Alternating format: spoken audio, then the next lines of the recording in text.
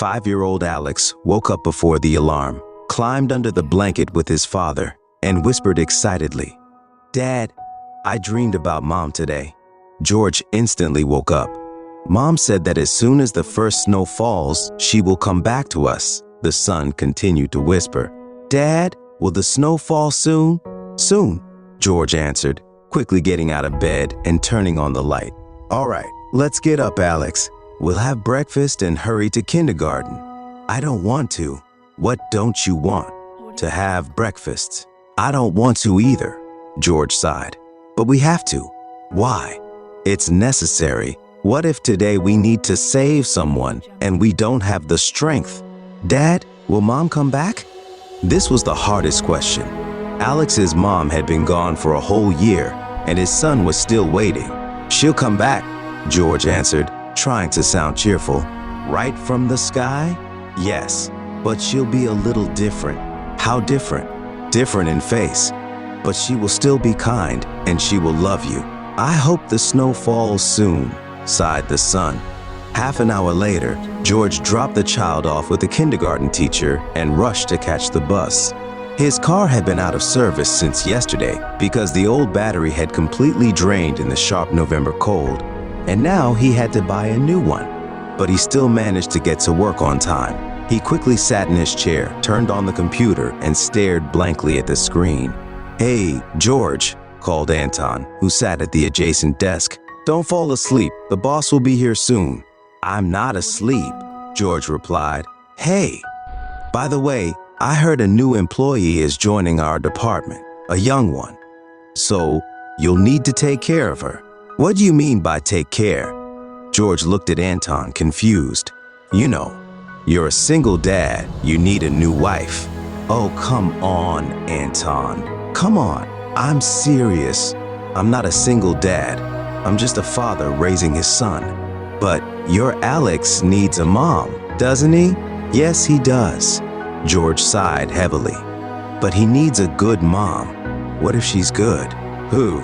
"The new employee." "Stop it."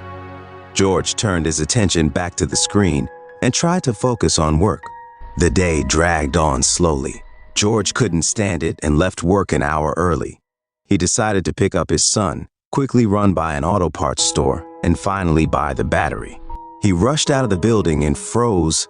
The first wet snow was falling from the sky. He stood still, suddenly thinking of his son. His heart tightened, and he rushed to the bus stop. But when George saw the fragile girl trying unsuccessfully to loosen a bolt on her car tire, he instinctively stopped. Most likely he stopped because he saw her hands wet and horribly red from the cold. He walked up to her and irritably asked, "Why are you doing this yourself? Don't you have a man to help you?" "No," the girl answered calmly. "I can do everything myself.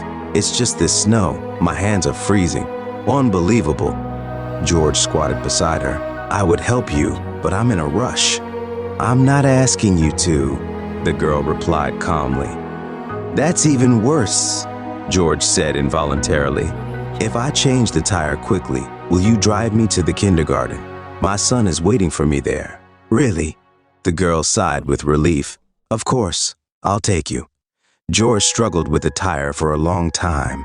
The spare tire was flat, so he had to inflate it with a regular pump that thankfully was in the trunk. When he finally got into the car, the girl said, "Did you notice it's the first snow?" George's heart tightened again, so much so that he involuntarily groaned. "What's wrong with you?"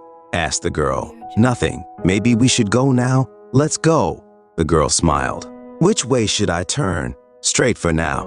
Then I'll show you." The snow grew heavier.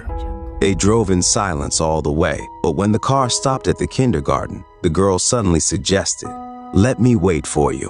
Then I'll take you home." "No, thank you." George quickly got out of the car.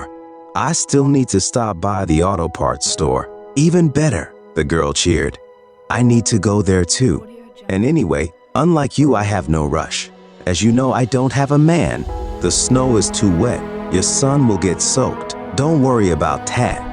George quickly ran to the kindergarten. When he and Alex came out, the girl's car was still parked in the same spot. The girl was standing nearby, catching snowflakes in her mouth like a child. When she saw George and his son, she waved at them joyfully. "Hey, come here. I've been waiting for you after all." Alex stopped, confused, and looked at his father in surprise. Then he glanced at the girl and uncertainly said, "Is that Mom? Dad, there's Mom. I told you." The first snow fell, and Alex ran towards her, and in no time he was hanging on her neck.